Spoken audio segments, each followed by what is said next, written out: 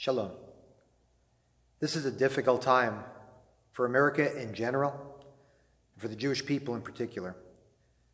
The massacre at the Tree of Life Synagogue in Pittsburgh, the worst anti-Semitic act ever perpetrated on American soil, leaves us numb and speechless, leaves us frightened and broken. What can we do? How do we move on? Can we move on? Let's look at this week's Torah portion, Chayei. I know it won't seem like it, but I think it has a helpful message and offers us a hopeful thought. Abraham this week, after burying his wife Sarah, turns to his trusted servant, his really trusted friend Eliezer, and asks him to find a wife for his son, someone who will help his son carry on the qualities of compassion and goodness to the stranger that Abraham championed. As our commentaries notice, the Torah relates with surprising wealth of detail every action of this servant Eliezer. The conversation he had with Abraham, his prayer at the well hoping to find the right person for his friend's son, his meeting of Rebekah, her reaction, the telling of his adventure to her family. I mean, so much detail, and yet this is the Torah. It's not known for such detail. I mean, think about the creation of the universe, just 31 sentences. Last week's powerful story of the binding of Isaac on Mount Moriah, 19 sentences. The Torah is usually so terse to the point of missing key details. But for this story, the story of Eliezer finding a wife for his friend's son, one of the Torah's longest chapters. Why? Because we have a tale of incredible love and friendship that is more special than the universe, than any story of faith. When you read this story of Eliezer, you are touched, you are moved. You see the upward reach of humanity.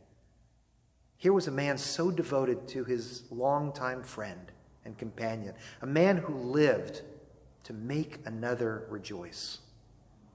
My friends, that's a lesson more powerful than any commandment and should be told lovingly.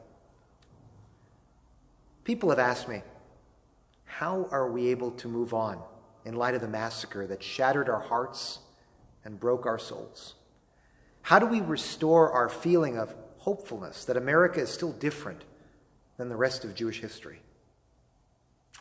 It's been through the calls, the emails and messages, the notes, the cards, the flowers left at our synagogue doorsteps. It has been neighbors and friends reaching out to us and crying with us, Muslims and Christians and others asking to join us in worship, leaders of our community responding with their own prayer services and messages from their communities.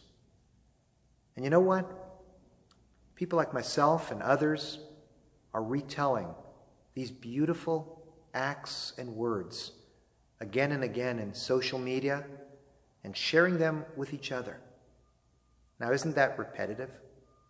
No. Those simple stories are letting the light enter into our being again. These acts of goodness and friendship can never be told enough in as much detail as possible. Like the dedication of Eliezer to his friend, this week we have seen as a Jewish community kindness, warmth, friendship, greater than any commandment, greater than any miracle of God. It's helping to turn despair into hope, pain into happiness, grieving into tears of joy.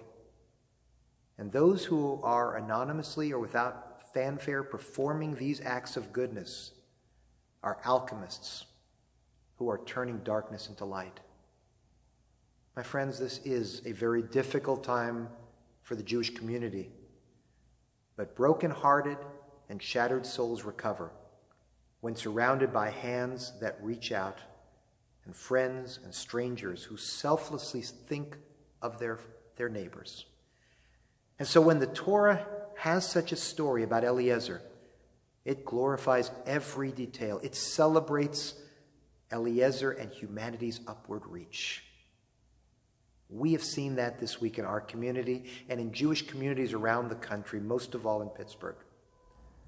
Evil still has its devastating effect, but goodness will overwhelm it one day, soon, and with acts of simple kindness that must be celebrated forever. Shabbat Shalom.